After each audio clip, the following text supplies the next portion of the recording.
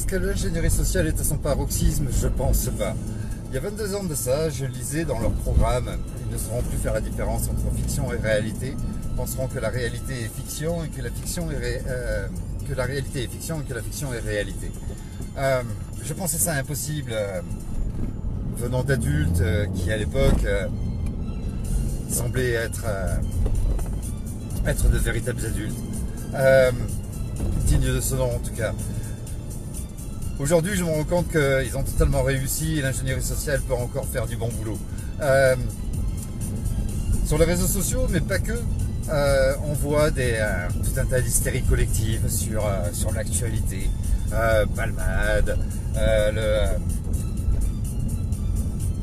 celui qui a attaqué au couteau à Annecy, et puis maintenant dernièrement, l'affaire du petit de Naël. Tout le monde y va de ses commentaires, de son imagination, et tout le monde se plaît à travailler l'information en prétendant, en disant « je suis éveillé ». Éveillé est un terme générique qui vous a été offert sur les réseaux sociaux pour prétendre dire c'est de l'autosatisfaction en disant « moi je suis intelligent, moi je sais ». Alors prétendre savoir, c'est déjà oublier d'apprendre. Et on y va maintenant sur l'hystérie collective de Silence of Freedom. Est-ce que vous êtes un petit peu renseigné sur ce film? Ce film a été... les scripts de ce film appartenaient à une boîte qui a été rachetée par une maison de production, qui a été rachetée par Walt Disney. Je vous rappelle que Walt Disney appartient à BlackRock. Et Walt Disney a accepté dernièrement de le vendre au producteur qui a mis ce film sur le marché. BlackRock, c'est la troisième puissance économique mondiale après la Chine et les États-Unis. Ce sont eux aujourd'hui qui dirigent la planète et qui influent sur l'économie et beaucoup de choses. Ce sont eux qui possèdent l'ensemble de nos besoins vitaux, y compris les loisirs, et qui possèdent aussi la majeure partie de la dette française, nos retraites, etc. etc. Ce sont ceux qui dirigent notre planète. Et vous pensez aujourd'hui que BlackRock va se tirer de balle dans le pied en disant « mais tiens, on va leur laisser un film qui parle de nous, ils sortent en se faire condamner » ou c'est un film qui a été écrit il y a quelques temps de ça.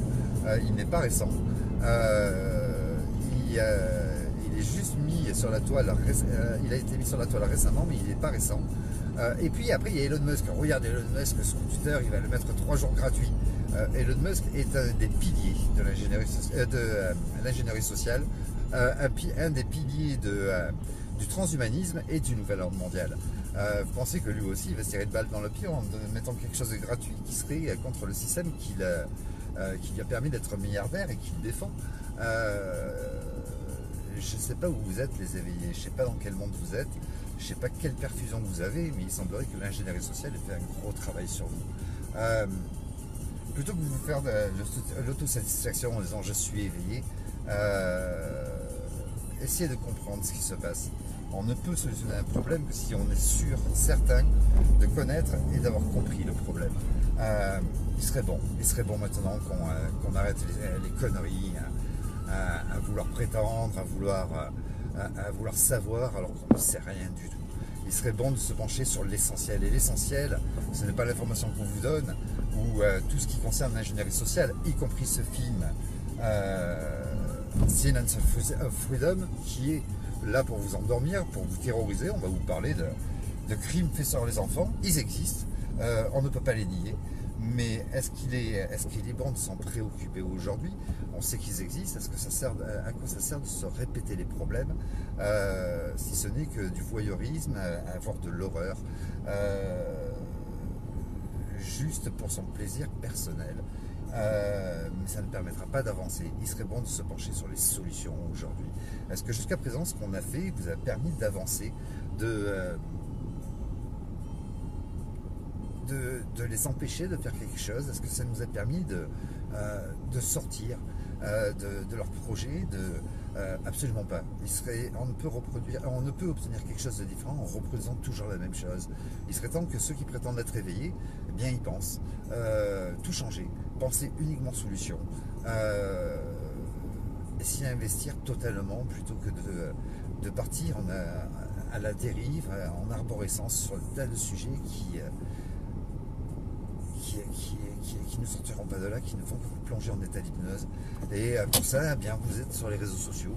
Vous suivez des gars comme Olive Olive, comme le Daron du Net, comme Jim l'éveilleur, etc., qui vous font de la diarrhée intellectuelle permanente et vous plongent en état d'hypnose. Ils sont nombreux, hein, Julie, je ne sais plus trop qui, et Lily, ou je ne sais plus quoi. Enfin voilà, ils sont très nombreux à vouloir faire le buzz et à vous endormir constamment. Je vous invite plutôt que de les suivre à aller sur le World Economic Forum, sur le site de l'OMS, de l'OMT, de l'OMC, de CEPA, de Gavi, du FMI, lire aussi The Economist, le magazine des Rothschild, qui nous avertit de pas mal de choses qui vont nous faire subir, les vidéos et les livres de Klaus Schwab, les vidéos et livres de Jacques Attali. Vous y verrez ce qu'ils nous vendent et ce qu'ils nous préparent pour l'avenir, et ils ne se sont jamais trompés. Pourquoi?